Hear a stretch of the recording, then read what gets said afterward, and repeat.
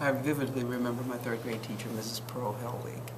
I remember that big smile she had on her face as the principal brought me to the classroom door, and I remember her looking down at me in a way that said to me that she was going to take care of me. I also kind of peeked around her, and I saw kids that were tittering and laughing. I saw kids literally trying to slide underneath the desk.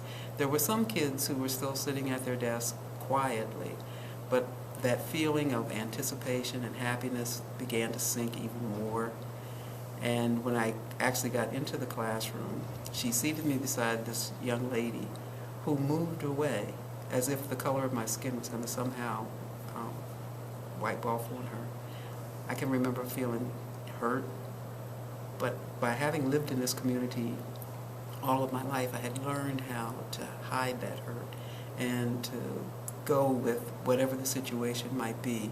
I just sat at the desk that I was assigned to, and as the young lady moved away, I just looked at her with a questioning look, because I knew that my skin color was not going to wipe off on her, and she knew that too. But I think I got my real first taste of how cruel kids can be just that day when that young lady just moved away from me.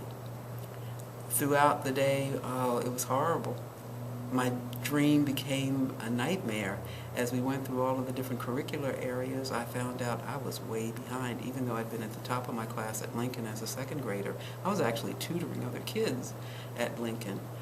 Here, I was not able to read at the level the rest of the kids read. I was writing in print, and they were writing in cursive.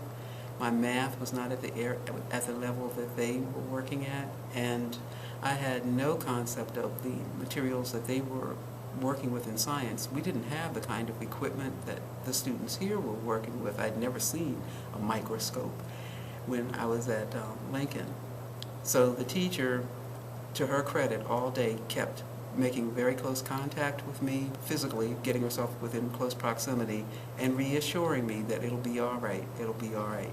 I can remember I did not go out to recess that first day because I was afraid of the humiliation that I knew was going to be given to me by other students, because there were a few students in my classroom who my mother cleaned their house, and they seemed to treat me okay. But the majority of the students were farm students, and I was the first black that they had actually encountered. And that newness and the fact that we were in times in our country's history when race relations were not at their best, it all just kind of made me feel very uncomfortable. I wasn't sure if I was going to be safe on the playground.